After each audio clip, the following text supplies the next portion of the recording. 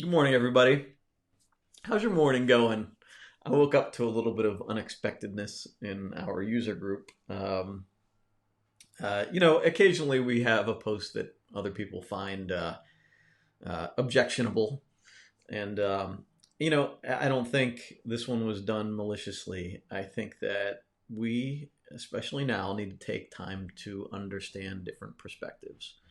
So, as you're going through your day, you know, I'm just going to start this off right off the bat with that. As you're going through your day, understand that everybody has their own struggle they're going through, their own perspectives. And before we attack anybody for things they say or do, um, take time to understand that we don't always do things that even we like for ourselves, right? And we do things that uh, taken out of context might seem bad. So, give, like, have a conversation is what I would say. Converse with somebody. If you don't agree with them, uh, don't attack. Seek first to understand. One of the best pieces of advice I ever read in a book. All right, so going forward, let's get into first the meme of the day. Let's lighten it up. I like this one. I might actually try this. Being quarantined is so boring, so I made this Bloody Mary this morning to take the edge off. I might actually try this. We got a little pizza in there. Looks like some chicken wings, some onion rings, pickles, and maybe an Italian hoagie. Um, French fries. There's French fries on there too. That you know, I might do that one of these days. Now I did yesterday finally make that lasagna. I cheated a little bit. I sautéed ground beef and onion and garlic and Italian sausage, but I used jarred spaghetti sauce, which cut about an hour and a half out of my time. So just trying to be practical. Found some 99-cent grocery store brand marinara last week, and it was better than I expected, especially with the added stuff. It was pretty good. But my boys had their first lasagna ever last night, and it was really, really good. I didn't know what to expect. I used the no boil noodles, which made it a little bit harder because they're hard when you're putting them down, so you can't like break them as easily to get them to fit right. So, but I was afraid when I put it in the oven. When I took it out of the oven, I was even more afraid. But it came out really good. The boys loved it. My wife even liked it.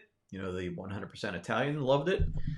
And so, I was pretty satisfied with it. And I was up all night with indigestion. So that's why I don't eat lasagna. Um, so, yeah, I got like 3 hours of sleep last night. And we did, before going to bed, watch 2 episodes of Tiger King. Again, if you are not watching that show, wow. Train wreck after train wreck. And it's funny, like, I see this. I see this so very often. People create people create their own problems. This guy.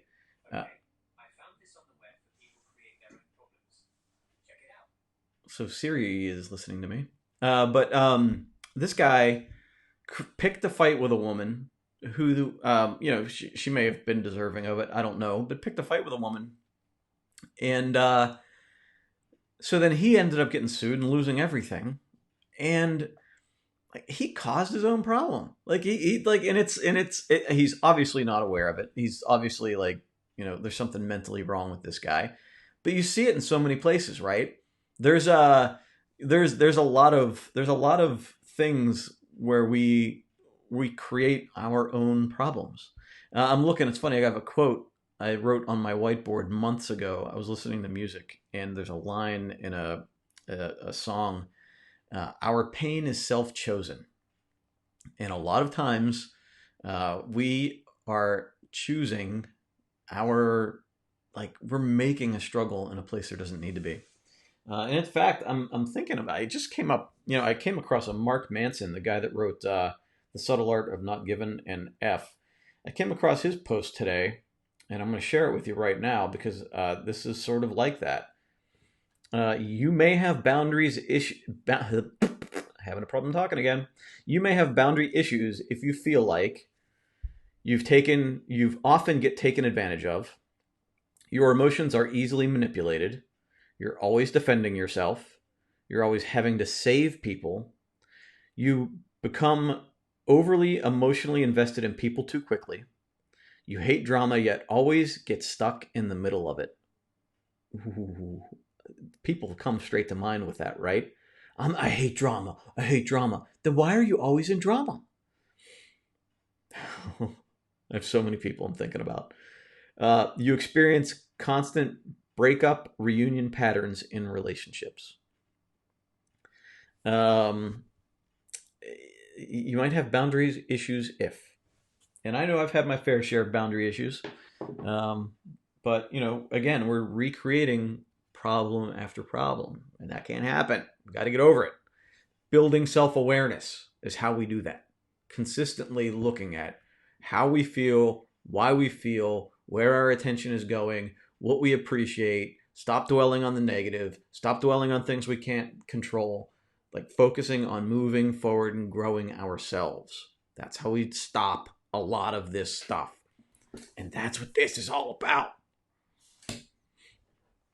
Good morning, Helen. Good morning, Carrie. Good morning, Mary, Kathy, Diana, Stacy, Sheila. Good morning, all of you. Thank you for joining me. I appreciate it.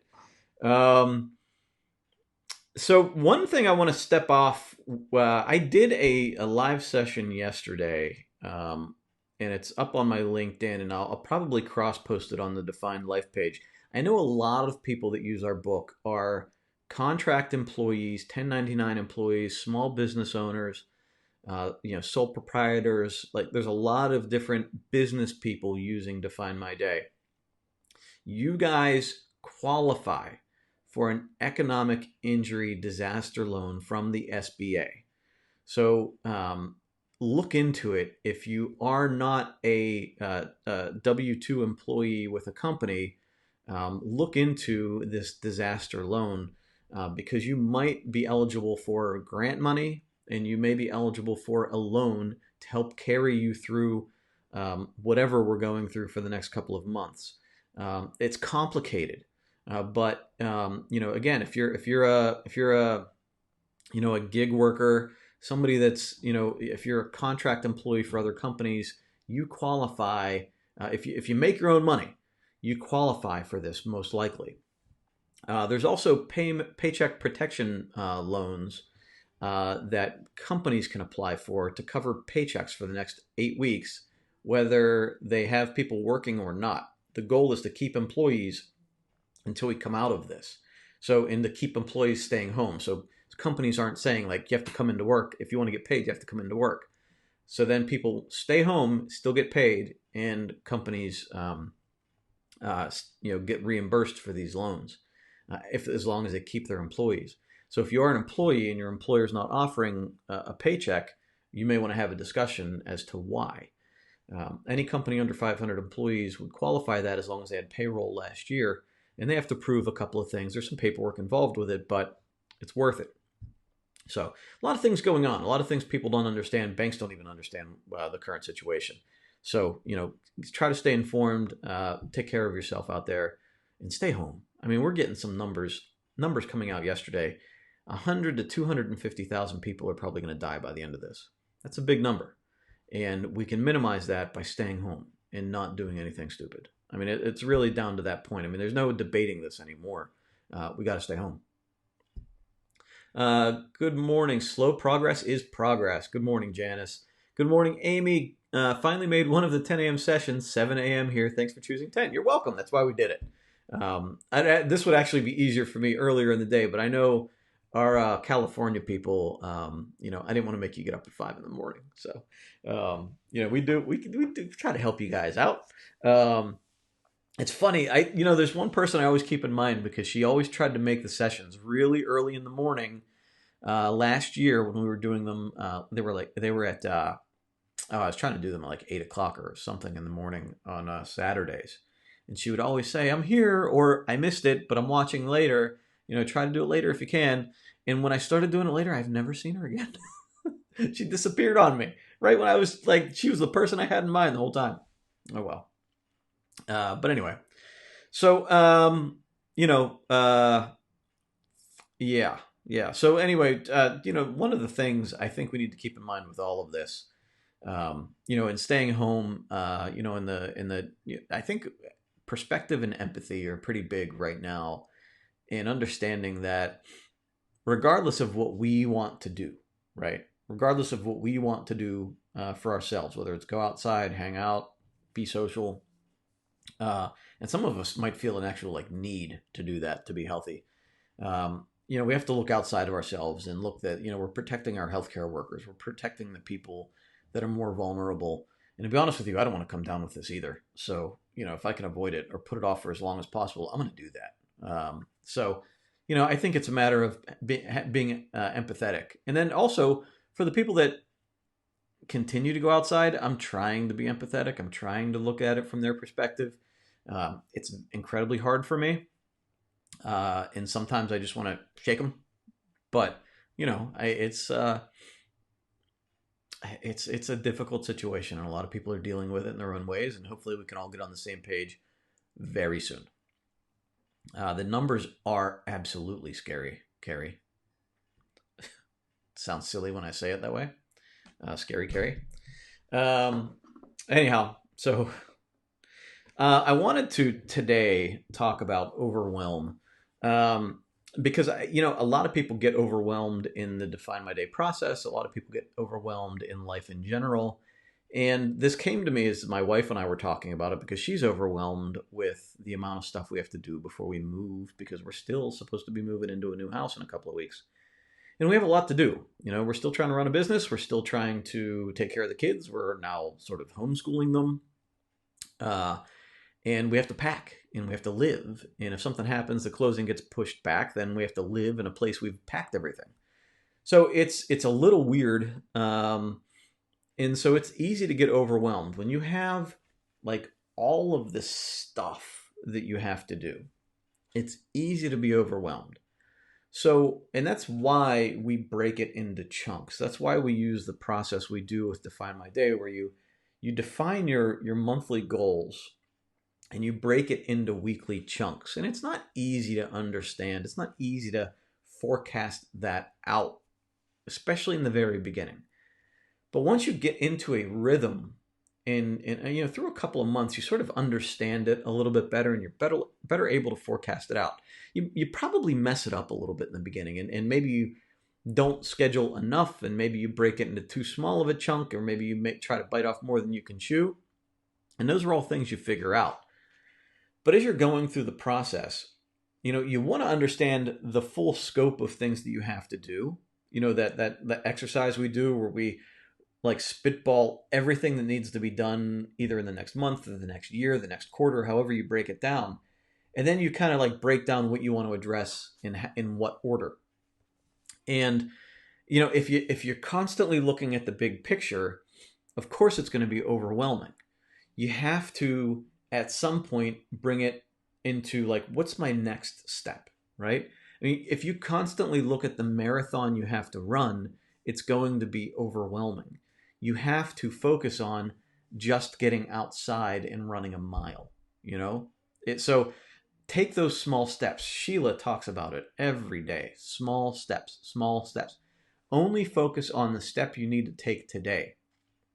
And if you keep your head down, right? If you just keep moving forward, then when you pick your head up again, whether it's a couple days later, even a couple hours later, depending on like what we're focusing on here, you find yourself down the road and you go, oh, okay, good. Tomorrow I can take more steps. Or next week I'm going to continue on, right? Like, so don't constantly look at the gigantic elephant you have to eat. Just one bite at a time, one step at a time, whatever metaphor you want to use. Don't always look at the big thing. And my wife and I were talking about it this weekend. Like, we can't constantly look at the entire house we have to pack. Eventually, we have to go into one closet and pack that closet, right? You have to open one drawer and pack that drawer full of clothes. So, all of the things that need to be done, pick one and just do it. and don't worry about everything else. And the more you chip away, the less things pile up on you and the less overwhelmed you'll feel. You'll have a history of progress to look back on and say, well, I actually did a lot. And you'll have momentum. You'll have that forward momentum and direction. So you have proof that it works or proof that you're working. You'll have momentum to keep you going forward. You'll have the kind of like that momentum habit. And when you take stock, when you take a look back and take a look at that list of things that you have to do, you'll say, I did 20% of it. That's a big amount, right? Or I did 80% of it. Oh my goodness, right? So don't continuously look at the entire amount of things you have to do. Today, I'm doing this. I know there's a much bigger component. Today, I'm doing this. This is my priority today, right? And then when that's done, tomorrow I have this, right? And if we take it into yesterday's discussion about time blocking, you can see where you can spend your time. And you can time block your next 3 weeks if you want. You can time block every day. Time block your obligations, time block your priorities, time block your sleep, your leisure, your Netflix binges, time block all of it. And you can color code it if you want. Get creative, get crazy. But you'll understand where you're going. And the cool thing that happens when you do that, when you schedule it out into the future, your brain lets it go. This came out of that Roy Baumeister book, Willpower, right? When you schedule something out, your brain will let it go and you won't stress out about it and you won't get anxiety about it because you know, I'm doing this on July 11th. I don't have to think about it again until July 11th. So try it out. I have this gigantic thing I need to do, whatever project you have, right? I have this whole project. Fine, I get it. It's big, huge. How am I going to do it? I can do one thing today. I'll do it in the next step tomorrow. I'll do the next step after that, and I'll do the next step after that. Or you have something that's weighing on you that you need to accomplish, but you can't do it now. There's other things that are more important. So schedule it out. Readdress it, and maybe you need to kick it out again when you readdress it. You say, you know what, I still can't do it. I don't have time. But readdress it. Schedule it out May 1st. It's April 1st now. Can't worry about it through April. May, I'm going to see if maybe it's still important then. And if it is, you know, I'll work on it. If not, I'll kick it out another month, right? And so by doing that, you're giving yourself permission to quit thinking about it. And it's one less thing weighing on your mind. And you can look at the other things that you do need to address right now, right? Pamela, the little by little works. Good morning, Angel. I see you there too. Time blocking helps you avoid the distractions and keeps you focused. Absolutely. And Kathy, when you're, and you and I have gone through this, right? I mean, we both are using this technique. Me, on now, off a week ago. But when something comes up, and like, especially when you're an entrepreneur, like Kathy, I know you're a business owner. So when something comes up and you're like, oh, that's interesting. But when you've time blocked your time, you can say, well, wait a minute. Is it more interesting than this stuff that I already have scheduled? Is it more important than the stuff I have scheduled? So it keeps us like the entrepreneurial, like business owner types that are a lot of times we're going for shiny objects. A lot of times, we're looking for opportunity, and we get into the habit of looking for opportunity to the point where we're not finishing the things that we know are good for us. I'm that guy, right? I'd love, there's plenty of opportunities I'd love to latch onto right now, but I need to focus on what is important right now, right? So I give myself an opportunity. When we did our planning in the beginning of this year, we said Q3, the third quarter is when we're going to even talk about this again. Now, with what's going on right now, that might be Q4. It might be Q3 2021. Who knows? We just need to keep addressing it and see what happens. But when you time block, you can say, when distractions come up, you can say, well, no, I have more important things to do. This is why. Because if I engage in this thing that's not in my schedule, then I won't have time to do something on my schedule. So what am I going to give up? Am I comfortable giving that up? If not, then I need to be back on my schedule, right?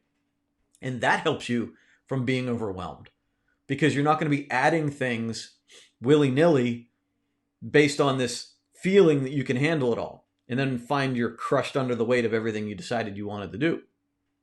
So when you have that understanding of where your time and energy goes, you don't have to, you can freely reject things that are not in your best interest.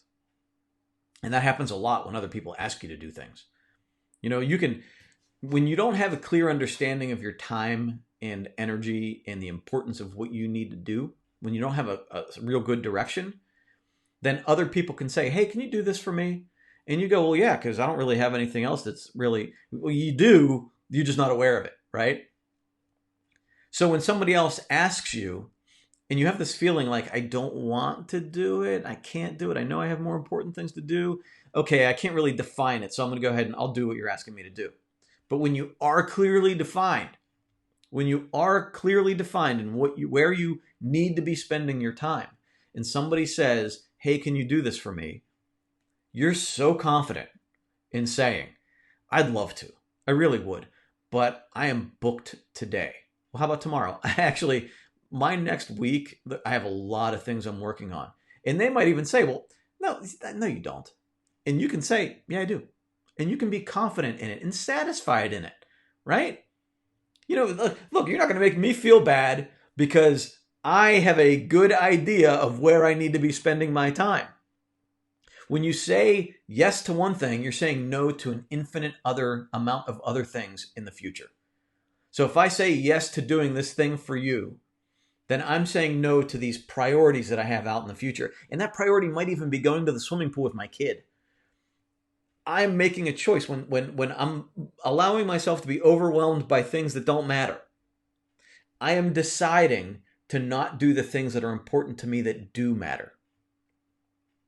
And not moving in the direction of what's important to you will make you feel overwhelmed and will make you feel bad and anxious and depressed.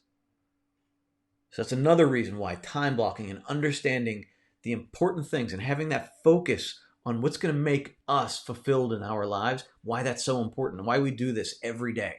What's my priority today? How does it fit into my day? Why am I defining my day? Why am I defining my life?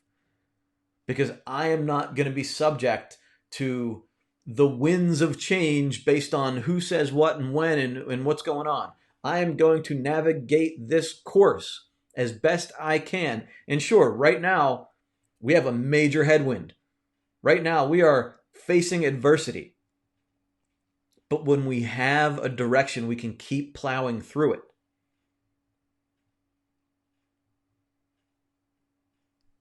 Have that direction. And then when some people come to you and say, I need to add this to your list of things to do, you can say, no, you're not. No, you are not. I got my own stuff. I got my own stuff to do. And it's important to me. And I'm not giving up a weekend with my kids at the swimming pool because that's important to me. In this thing you need me to do that's important to you, I understand. And I wish I could help. But my kids are going to remember if I didn't spend that time with them. They're going to remember that dad wasn't around because dad had other things that he let creep into his life. That's not okay with me. And it happened many times in my life. It happened a lot. And I didn't even realize it was happening, but it was happening. And then one day you wake up and my kid's 5 years old and I'm going, what? What happened? Believe me, I'm still waking up and going, oh my God, he's almost 10. Where's his life going? But at least now I'm making decisions. And it still happens. Like, look, I've said, like yesterday, we were supposed to work out together. Things came up. We didn't work out together. And I need to readjust and refocus my time and get back on the right page. It happens. But as long as I keep coming back to it and going, you know what? I don't like the fact that I didn't do that yesterday. I need to fix this. And maybe it can't happen today, but maybe tomorrow we need to do this. And I need to make a point, right? And it happens with work, it happens with relationships, it happens everywhere. But the way to keep from being overwhelmed is to focus on what we need to be doing now and taking that step forward now. Because we get locked into this paralysis where we see the whole big picture constantly. And we're standing there looking at it like, whoa, oh my God. And then you're so paralyzed by it, you can't do any of it. You can't move. The only way out of it is through it, right? The only way out of it is by going like, okay, whoa, a lot of stuff. All right, I'm going to pick this one thing and do it today. I'm going to pick this other thing and do it tomorrow. And I have time. I can put this other thing in there. And we start picking these little things out of this big thing. And all of a sudden, now this big thing is down here, right? And then maybe it's a month. Maybe it's 2 years. Who knows? But eventually, it's here. Meanwhile, because we have such a solid understanding of, as we're doing this, we have such a solid understanding of our direction and purpose, and such a solid understanding of our value of time and our energy and where we put it. Then we're also, so as we're chipping away things, we're also blocking other things, right? We're saying, nope, not going to do that. Nope, not going to do that. Nope, not going to buy that new iPhone because you know what? I got a purpose with my money now, right? Nope, you know what? I'm not going to go out Friday night because you know what? I need rest. I'm not gonna work Friday night, but I need rest because Saturday I'm going to get up and I'm going to exercise, right? Or, I'm not going to take on this new project at work because my priority is spending time with my kids. So I'm not taking on this project at work. I will have other opportunities in the future and have other things I'm working on right now, and I still want to be able to spend time with my kids, right? Or I will take on that project at work because I've cleaned out my schedule of all this miscellaneous stuff that I've said no to, right? No, I'm not coaching football next year. No, I'm not doing this. No, I'm not doing that. Can you tell them maybe I already thought about coaching football next year? All this stuff. No, I'm not doing that because I know I'm going to have a big project at work that I need to take care of, right? So I'm going to make sure that even 6 months from now, I'm making the right decisions that keep me going in the right direction. And I'm not going to get overwhelmed because I'm not taking on too much, while I'm also chipping away at the things I have decided to take care of in the appropriate portion every day, because I'm time blocking and using Define My Day to focus on the things that really matter. Right? Cool. All right. Mary says, I made a list of items that need to be done, wrote them down, folded them up, put them in a jar, and we draw 1 to 2 out daily, and that's what we work on. That is awesome. That is awesome. Good for you. Good for you. I love that. So that's it. So I'm gonna head out today. Today's a hump day. I hope that it is a good one for you. Get over the hump. It's funny because I didn't even I had to think about what day it was before I got out of bed this morning. But I hope you get through today. I hope you get through every day happy and healthy. Stay home. Stay safe. Keep moving forward. And I will talk to you again tomorrow morning. Take care, everybody. Bye.